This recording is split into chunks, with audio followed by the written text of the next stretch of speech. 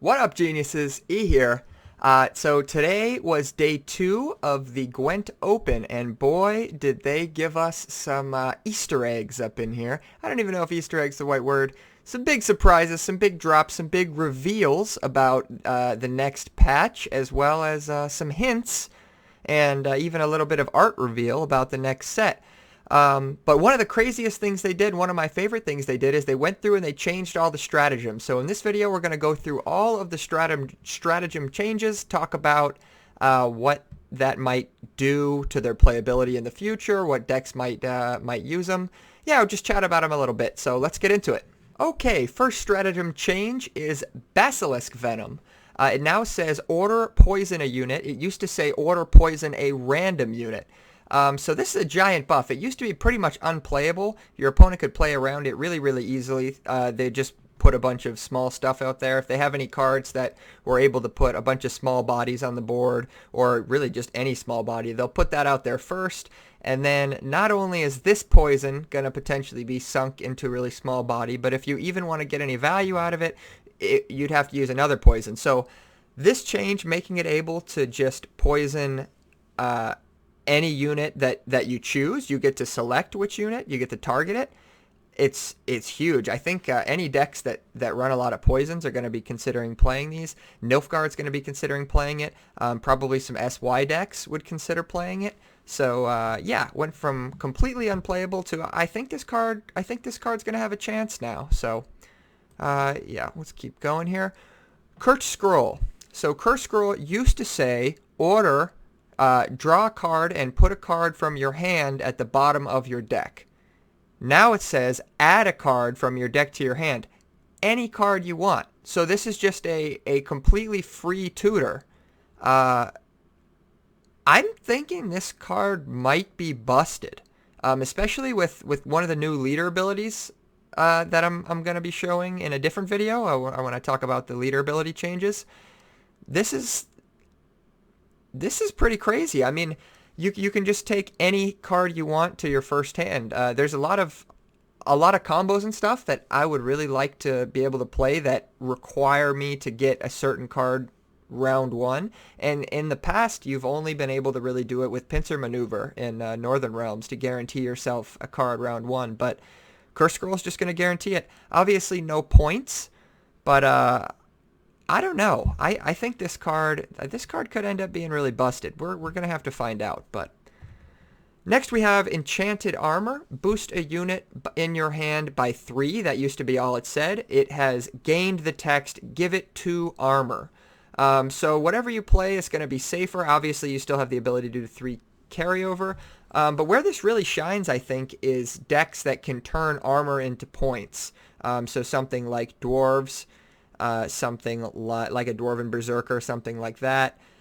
Something like the SK card that you take all the armor off and damage it. I can't even remember what it's called because nobody plays it at the moment. But maybe it would be worth playing with something like this. It would end up playing for 5 carryover, which is a pretty big deal. 5 carryover is way stronger than 5 in round 1 that you'd get from TA these days. So perhaps Enchanted Armor starts seeing some play. It sees basically no play right now.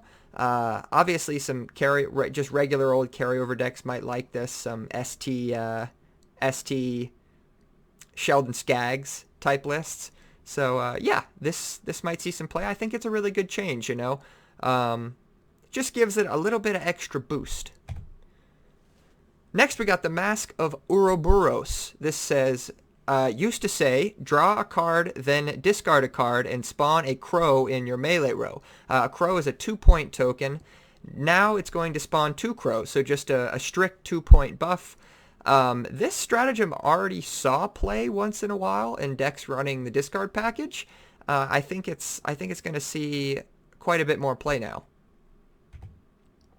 Urn of Shadows. Trigger Death Wish of an allied unit. This is the craziest one, in my opinion. So it used to say trigger the Death Wish of a bronze allied unit, but now it's any allied unit. So if you want to play an Imperial Manticore and kill your opponent's smallest thing twice, so like something that you could potentially do if you're playing a Death Wish deck, your opponent goes first, you play something in response, who cares? They play again, and then you would be able to then play your Manticore, trigger this to kill their smallest thing, and then eat your Manticore with a leader ability or with some sort of order consume that you put out in your first turn and kill their other thing. And now you've got just a really big edge. They got nothing on the field, and you will have two things, and they went first, or you went first, excuse me. So it'd be round 3 you'd have to do it, but you'd have 3 things on the field, I suppose. So the downside with this card is, in order to get great value out of it, you're going to have to be committing strong Death Wishes round 1, something like Maruna, something like Imperial Manticore. There's a lot of really strong Death Wishes, Penitent, something like that. And you don't always want to be committing those cards round 1, but I don't know, something like Penitent, being able to thin 2 7 provision cards out of your deck might be worth it. But yeah, the fact that it's in round 1 makes it less crazy, but I think this is a card that, I don't know. I think you could end up with a strategy where monsters just end up committing something sort of strong round 1, like an Imperial Manticore, like a Maruna or something like that, to just take the round, and then they can just bleed with their other strong cards round 2, because monsters really need round 1. Of course, they'd prefer it to go deep.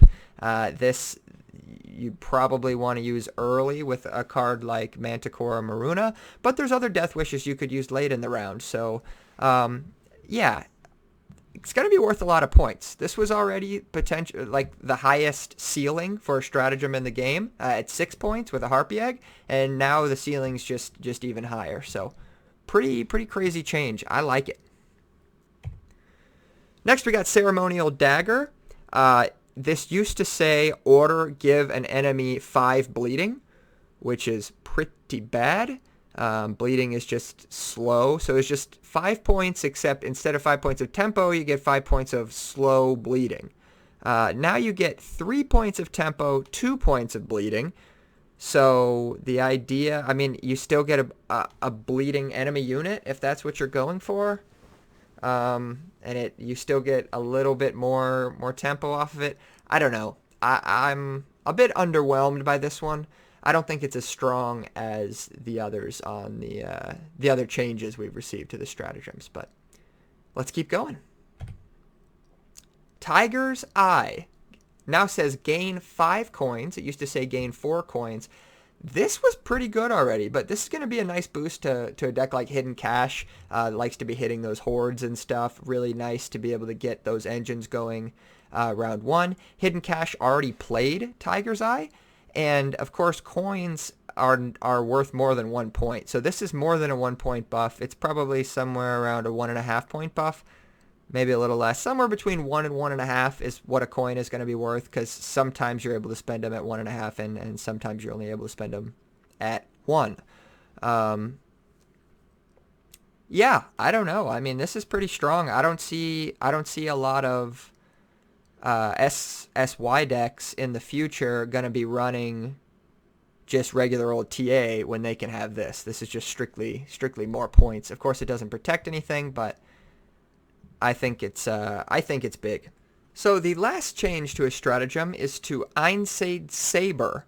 So that stratagem spawns a Scoia'tael Neophyte, and Neophyte is getting a pretty big buff, in my opinion.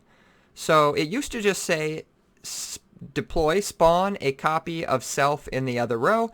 So it would play as 4 points and 2 bodies.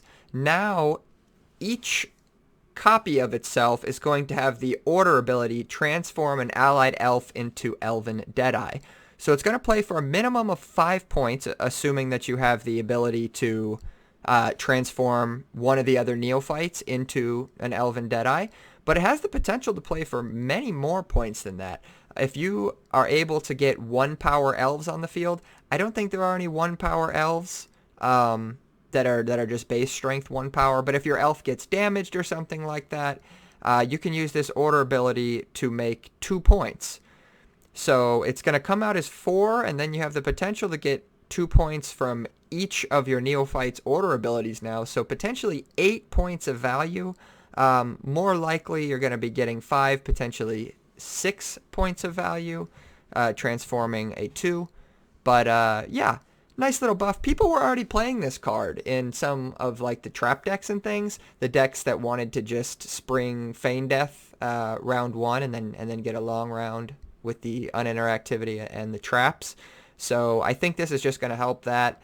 It feeds into the Elven Deadeye synergy with cards like Vernociel, and that's probably about it.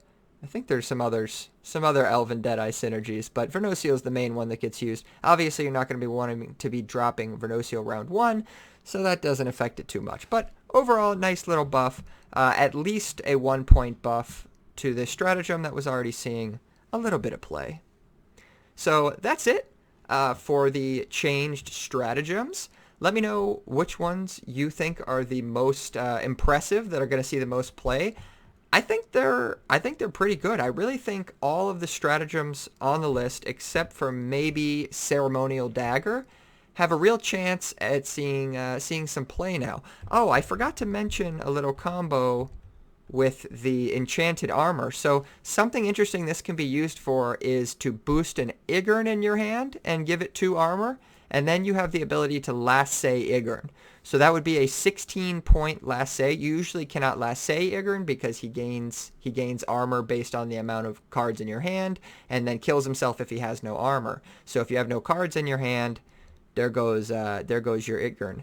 But you might be able to lassay him as a 16-point play if you can draw him round 1 and then hold him all the way out. Has a little bit of anti-synergy with your Ozeril, but I did see somebody on Reddit mention that, and I thought it was a really clever idea. So yeah, lots of different things you can think of to do with these new stratagems. So yep, hope you liked the video. If you did, please consider giving me a like, maybe subscribe. I would like that very much. You guys have a good day. I'll see you next time.